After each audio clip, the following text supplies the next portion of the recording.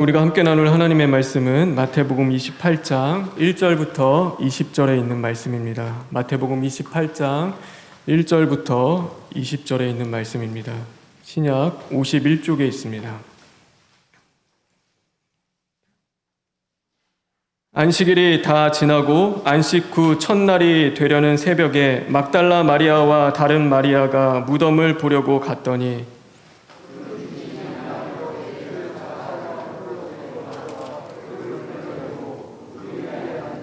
그 형상이 번개 같고 그 옷은 눈같이 희거늘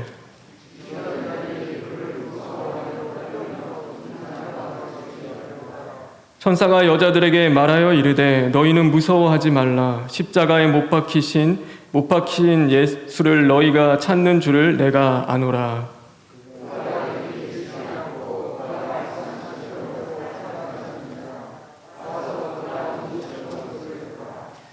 또 빨리 가서 그의 제자들에게 이르되 그가 죽은 자 가운데서 살아나셨고 너희보다 먼저 갈릴리로 가시나니 거기서 너희가 배우리라 하라.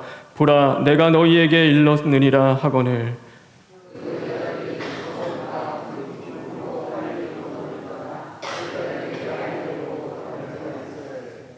예수께서 그들을 만나 이르시되 평안하냐 하시거늘 여자들이 나아가 그 발을 붙잡고 경배하니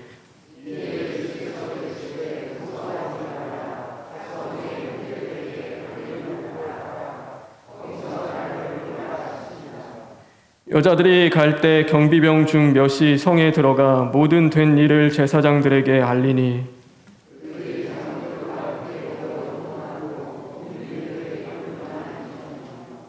이르되 너희는 말하기를 그의 제자들이 밤에 와서 우리가 잘 때에 그를 도둑질하여 갔다 하라.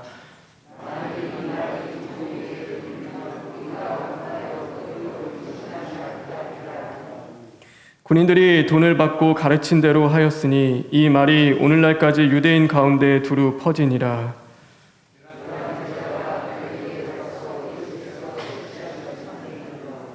예수를 배웠고 경배하나 아직도 의심하는 사람들이 있더라.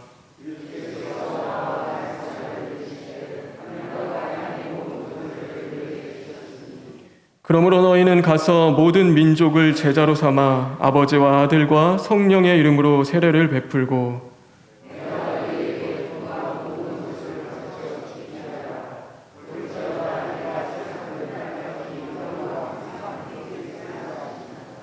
아멘.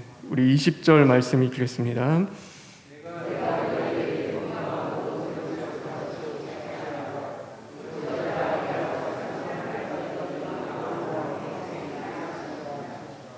내가 너희에게 분부한 모든 것을 가르쳐 지키게 하라. 볼지어다 내가 세상 끝날까지 너희와 항상 함께 있으리라. 오늘 말씀은 세상 끝날까지 또 너희와 항상 함께 있으리라 라는 제목입니다. 이제 마태복음을 마치려고 합니다. 좀 오래 왔고 이제 마지막 28장을 통하여서 이 마태복음의 설교를 이제 마치고 다음부터는 이제 사도행전에 대한 그 설교를 좀 들어가려고 합니다. 이 마태복음 28장의 마지막은 부활하신 예수님의 승천하시기 전에 주시는 가장 위대한 사명이 하나 담겨 있습니다.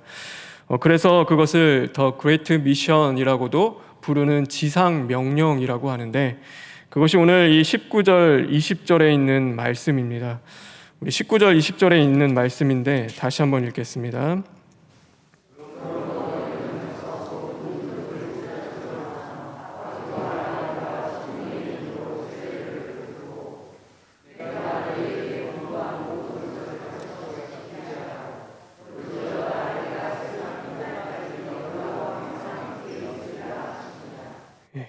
이것이 이 지상 명령, 하나님이 예수님께서 승천하시기 전에 저와 여러분에게 주신 그 사명입니다. 그런데 하나님이 이 사명만을 우리에게 주시는 것이 아닙니다. 하나님은 사명을 주실 때 또한 그것을 감당할 힘도 우리에게 분명히 주시는 것이죠. 그래서 이 마지막에 보면은 볼지어다 내가 세상 끝날까지 너희와 함께 있으리라. 그 말씀을 우리에게 주시는 것입니다. 우리가 하나님이 주시는 사명을 크게 생각합니다. 그래서 모든 민족에게 복음을 전하고 또 예수님을 증인이 되기 위하여 정말 노력하고 그 열심을 내서 우리가 살아갑니다. 그런데 그 사명은 우리의 힘과 능력으로 가능할까요? 그렇지 않습니다. 이 사명은요, 우리가 우리의 힘과 능력으로 할 수 있는 것이 아닙니다. 그래서 오늘 이 가르쳐 지키게 하라라는 이 말은요, 원어로 봤을 때 단순히 말과 지식으로 가르치라는 것이 아니라 너의 인격적인 전인격의 모든 삶을 들여서 그것을 가르치라. 그러니까 증인이 되라라는 그 말과 같은 것입니다. 그래서 내 삶으로 직접 보여줘라. 정말로 예수님의 제자의 삶이 어떤 것인지 내가 그들 앞에서 그것을 보여줘라라는 그 말과도 같은 것입니다. 그래서 사도행전 1장 8절에 보면 이렇게 말씀하고 계십니다. 오직 성령이 너희에게 임하시면 너희가 권능을 받고 예루살렘과 온 유대와 사마리아와 땅끝까지 이르러 내 증인이 되리라. 그래서 이 가르치라는 것과 증인이 되라는 것은요, 따로 떨어진 말이 아닙니다. 그래서 가서 가르쳐야 되고 또 증인도 돼야 된다, 그런 이야기가 아니라 바로 내 삶을 통하여 그것을 보여줌으로 증인이 되라라는 것과 마찬가지입니다. 근데 또 감사한 것은요, 이 증인이 되라라는 것도 이 수동태로 사용이 됩니다. 그래서 어떤 의미가 있냐면 너 가서 증인이 돼. 너 네 삶을 통하여서 거룩하게 살아. 그리고 열심히 살아. 최선을 다해서 이 땅에 죄 짓지 말고 살아서 내 증인이 돼. 그 말씀을 하시는 것이 아니라 내가 있는 그곳에서 증인이 될 수 있도록 하나님께서 그렇게 하시겠다. 너를 증인되게 만드시겠다라는 것이 오늘 하나님의 말씀인 것입니다. 그러니 나의 나된 것 오직 하나님의 은혜요. 오늘도 내 뜻을 버리고 하나님의 뜻을 쫓아 살아갈 수 있는 것도 하나님이 해 주셔야 하는 것이고, 또 이 악하고 음란한 세대 가운데 정말 말씀을 지켜나가며 십자가의 증인이 될 수 있는 것도 내가의 힘이 아니라 바로 하나님이 해 주셔야 가능한 것입니다. 그런데 우리는 그 사실을 깨닫지 못하면 내가 증인되려고 노력하며 살아가게 됩니다. 내 뜻으로 하나님의 뜻을 이루려고 하는 것이죠. 결국 십자가를 통한 하나님의 은혜와 그 한량없는 사람을 우리가 보여주고 증거하는 증인의 삶을 살아가는 것이 아니라 우리가 내 열심으로 하다 보면 증인이 아닌 이 변호사가 되기도 하고 이 판사가 되기도 하는 겁니다. 그래서 증인은 내 것이 아니죠. 거짓되지 않고 있는 그대로의 사실, 정말로 예수님이 이 땅에 오셔서 우리를 위하여 죽으시고 사흘 만에 부활하셔서 그 구원의 길을 여시고 우리에게 생명을 주셨다는 그 사실을 있는 그대로 증언하면 되는데, 우리가 증인으로 사는 것이 아니라 판사가 되고 변호사가 되어서 다른 사람을 지적하고 정죄하며 또 심판하는 자가 되고 마는 것입니다. 오늘 본문에도 이 두 증인이 등장하고 있습니다. 우리가 예수님을 처음 목격한 사람들이 이 여인들이라고 알고 있는데 사실 그렇지 않습니다. 두 부류가 있습니다. 그 첫 번째는 바로 이 무덤을 지키고 있었던 경비병들이 예수님의 부활하심을 보았습니다. 그리고 또한 그 여자들, 향유를 갖고 예수님 앞에 닿아온 그 여인들이 부활을 보게 된 것입니다. 그런데 모두 똑같은 예수님의 부활을 봤습니다. 그런데 그들의 그 모습이 완전히 다릅니다. 이 4절에 있는 말씀인데요. 우리 4절에 있는 말씀 다 같이 읽겠습니다.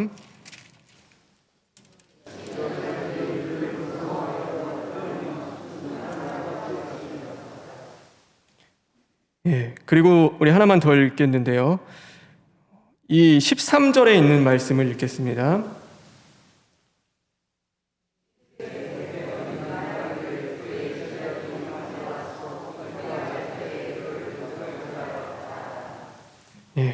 이 경비병들이 예수님의 부활하심을 보았습니다. 그런데 그들은 성경이 뭐라고 하냐면 죽은 자처럼 되었다라고 말씀하고 있는 것입니다.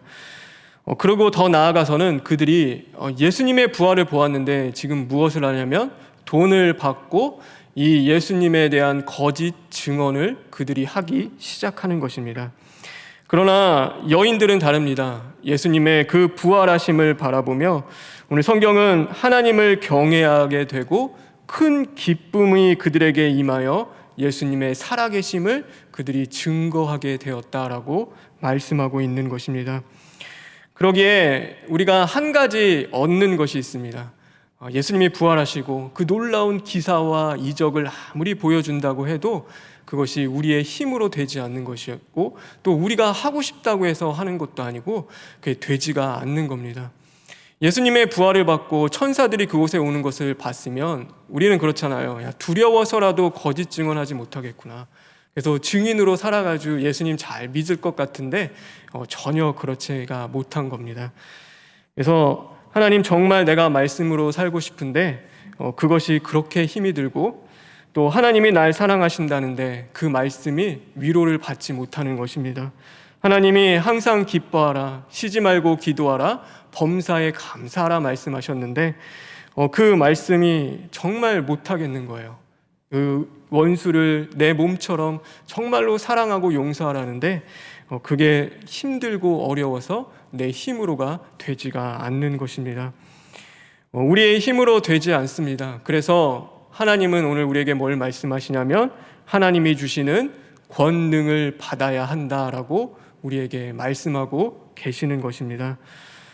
그러면 이 권능은 무엇일까요? 하나님이 우리에게 받아야 될 권능은요, 예언, 치유, 축사, 여러 가지 은사들 그런 게 말씀을 전하는 데 도움은 될 수 있습니다. 그러나 그것이 정말 뒤집어지고 사람을 변화시키는 그 권능은 되지가 못하는 겁니다. 아까도 봤죠. 아무리 예수님 부활하시는 그 증거를 봐도 예수님 믿지 않고 거짓 증언을 하는 것이 우리의 죄성이고 우리의 모습인 것입니다. 그래서 진짜 권능은 이 기사와 이적과는 비교가 할 수 없는 것인데 그것은 바로 십자가를 통하여 예수님이 우리와 함께 하신다는 것이 정말 믿어지고 그 예수님의 함께 하심을 우리가 깨닫고 그것을 맛보며 살아가는 것, 그것이 바로 우리에게 주시는 권능인 것입니다. 그래서 모든 능력과 기적을 행하시는 예수님이 우리와 함께 하시며 그 함께 하시는 예수님이 또 우리를 지키시고 보호하시며 증인되는 삶을 살 수 있도록 인도해 주시는 것, 그것이 바로 권능인 것이죠. 오늘 이 여인들도요, 그래서 뭘 갖고 왔냐면 이 향유 갖고 왔습니다. 예수님 살아나시겠구나, 사흘 만에 예수님 부활하시겠구나. 그들이 정말 그것을 믿어서 이제 부활하시는 예수님 만나야겠다라고 해서 온 것이 아닙니다. 이 향유는요, 죽은 시체에 바르는 그것과 같은 겁니다. 그래서 그 썩어질 냄새가 나지 않도록 그것을 바를 때 쓰는, 예식 때 쓰는 건데, 이 여인들이 왔을 때 그럼 여인은 어떻게 예수님을 기쁨과 경외함으로 증거할 수 있었는가? 우리 성경은 딱 한 가지를 말씀합니다. 우리 9절에 있는 말씀인데 9절 10절에 있는 말씀 다 같이 읽겠습니다. 시작.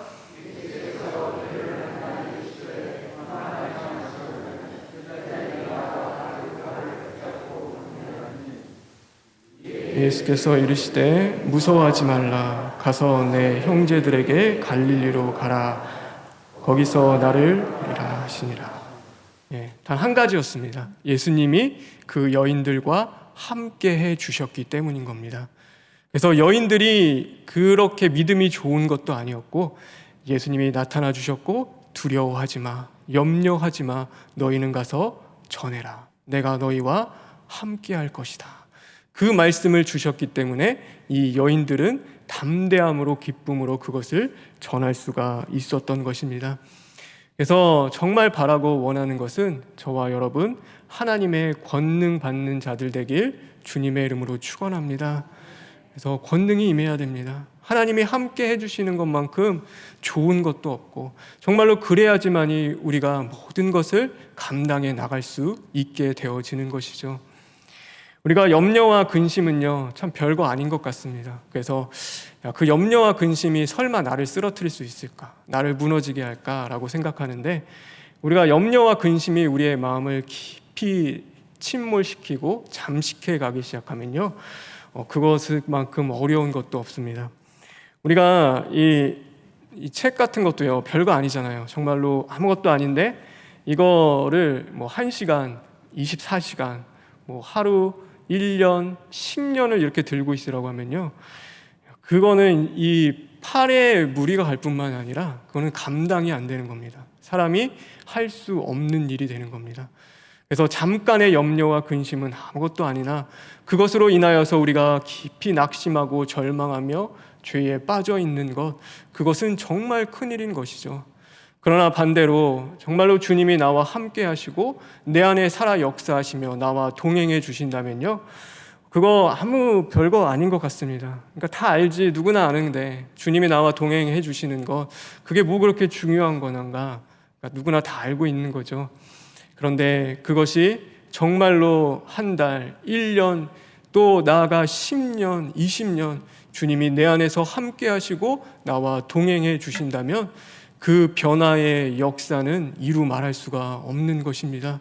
그래서 우리가 정말 구해야 할 것은 오늘도 하나님이 나와 함께 해주실 그 권능을 구하는 자들이 되어야 하는 것입니다.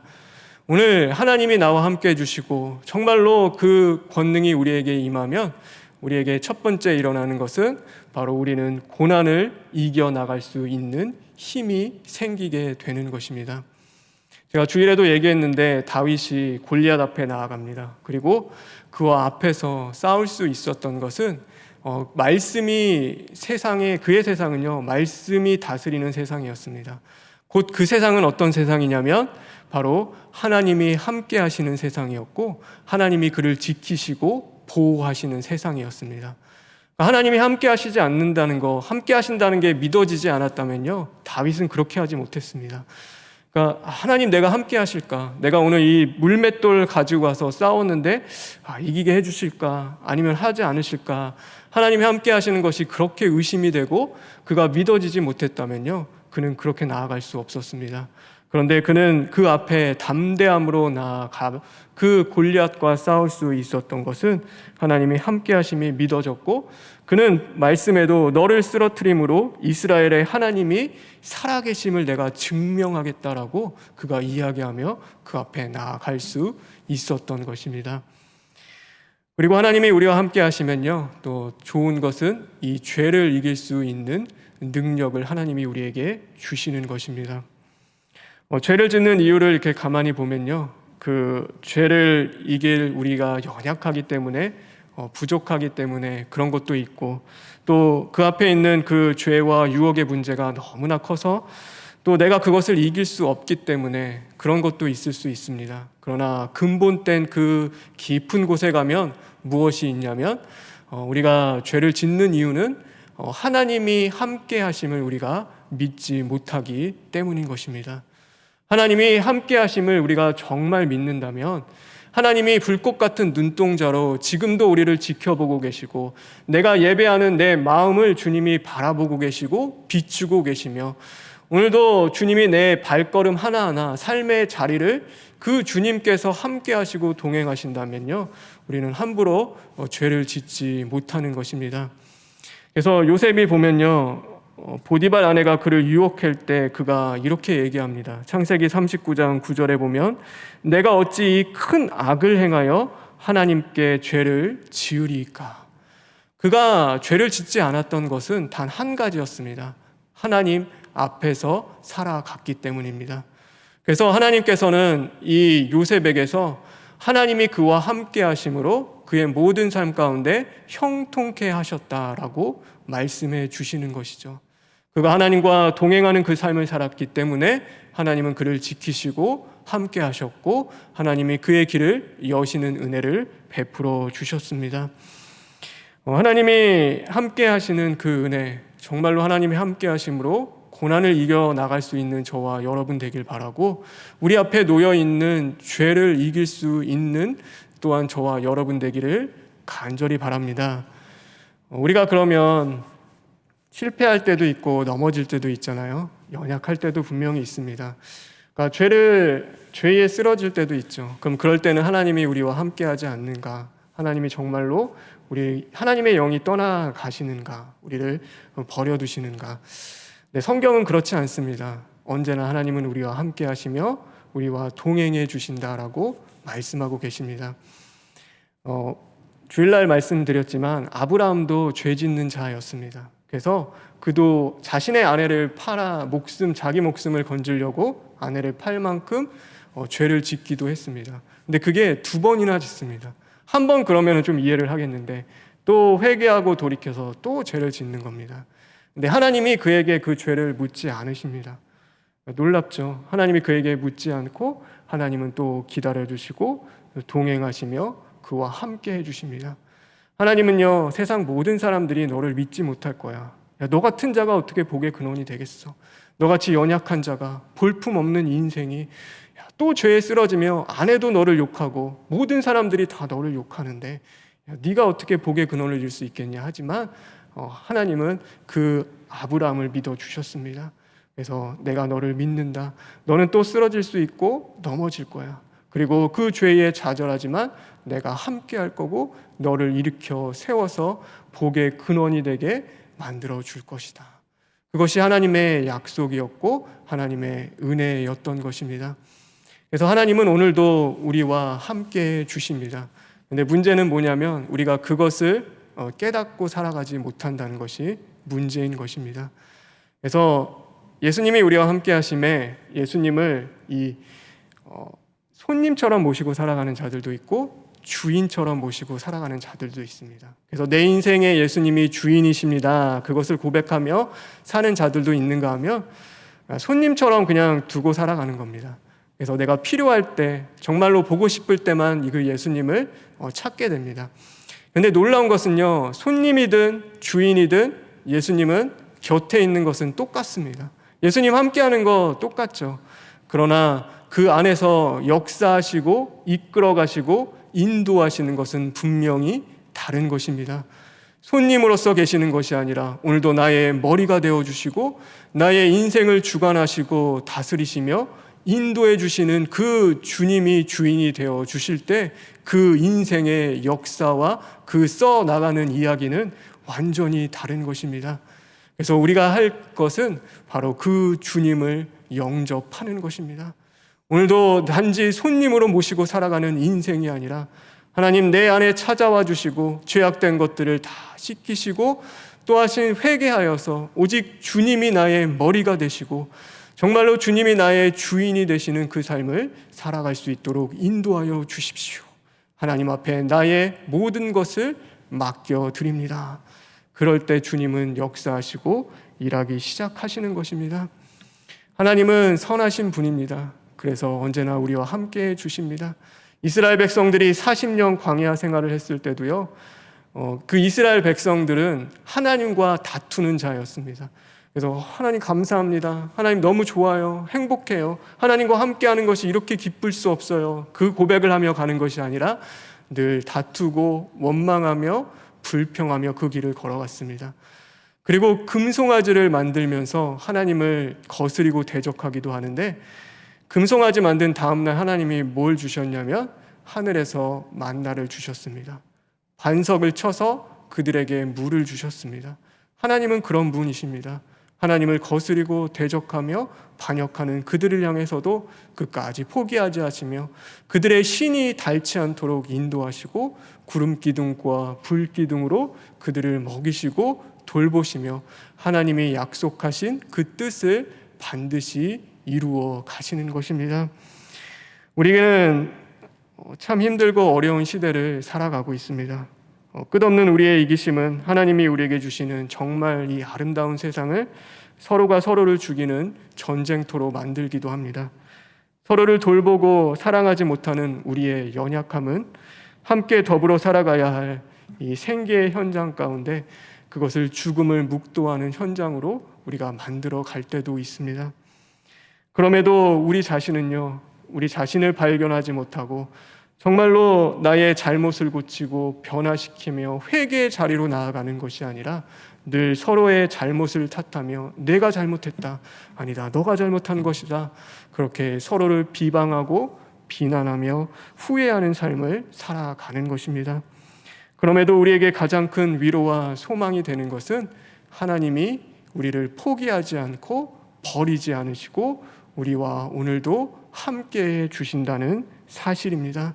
그럼에도 우리는 잃는 중에도 얻을 것입니다. 그리고 아픔 중에도 회복될 것이고 망할 것이나 저 망할 것 같은 그 상황 속에서도 망하지 않을 것입니다. 끝난 것 같아도 바로 거기가 하나님의 시작이 될 것입니다. 왜 그렇습니까? 하나님이 우리와 함께해 주시기 때문입니다. 여러분, 낙심되는 분들도 계시죠? 그럴 때 주님을 더 의지하는 자들 되길 간절히 바랍니다. 죄 가운데 힘이 드십니까? 죄 하나 이겨내는 것이 그렇게 어렵고 고통스럽습니까? 우리는 할 수 없지만 죄를 이기신 예수님이 계십니다. 그래서 예수님과 함께 죄를 이겨나가시길 간절히 바랍니다. 오늘도 어긋난 길에 걸어가고 있다면 다시금 진리의 길로 주님과 함께 돌이키시길 바랍니다. 그러므로 정말 하나님이 원하고 바라시는 그 인생을 살아가십시오. 하나님이 기뻐하시는 삶을 살아가는 저와 여러분 되길 간절히 바랍니다. 그래서 우리가 남을 용서하는 것도 참 쉽지 않잖아요. 그런데 내가 원수였고 그 원수를 십자가의 사랑으로 용서해 줬다는 사실이 깨달아지면 이 십자가를 통해서는요, 내가 하는 것이 아니라 예수님이 하게 해 주십니다. 그래서 원수를 사랑할 수 있는 힘을 우리에게 주실 겁니다. 아내와 남편을 이해하고 또 같이 살아가는 것이 어렵고 힘들 때가 있습니다. 그러니까 서로 성향이 너무 다릅니다. 하나님이 남자와 여자를 그렇게 만드셨습니다. 그래서 남자는요, 원래 칭찬받으면 어린아이가 됩니다. 근데 그래서 한 가지 일밖에 하지 못하는 게 남자인데, 이 남자는 더욱이 말하지 않으면요, 여자의 마음을 이해할 수 없고 또 그것을 아는 것이 참 어렵습니다. 그래서 얘기해 줘야 그것을 이해합니다. 그래서 하나님은 어쩔 때 보면 여자에게 아이를 품게 하시고 그 아이를 낳아 기르게 하시는 것은 말하는 못하는 그 아이가 정말로 남자의 손에 있는 것이 아니라 말 못해도 그것을 이해하고 받아주고 알아갈 수 있는 그 여자를 통하여 돌봄을 받게 하시는 하나님의 은혜일지도 모릅니다. 그래서 남자와 여자는요, 그 남자와 여자, 내 남편과 아내가 이방인이 될 때가 참 많이 있습니다. 하나님이 주신 이방인은 멀리 있는 게 아닙니다. 그런데 그 이방인을 사랑하고 복음을 전하며 말씀으로 이겨나갈 수 있으라고 우리에게 말씀해 주시는 겁니다. 그런데 그 힘은 어디에 있냐면 우리 사이에 예수 그리스도가 계실 때만이 그것이 가능한 것입니다.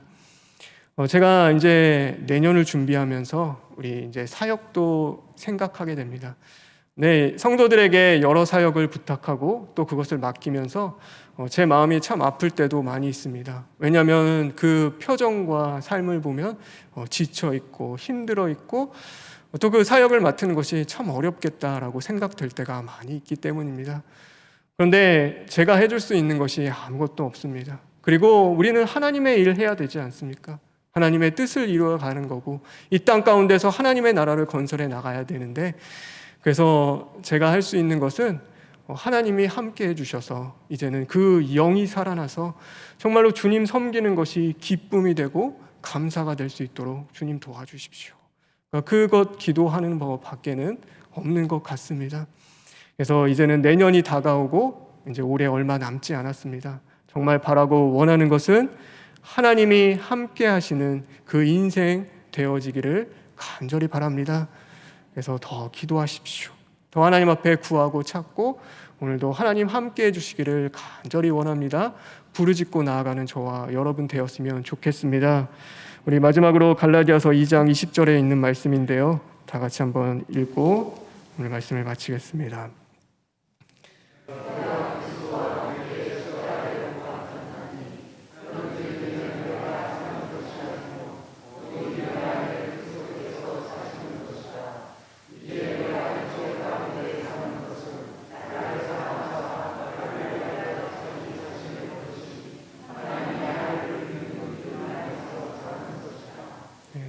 이제는 내 안에 그리스도께서 사시는 것이라.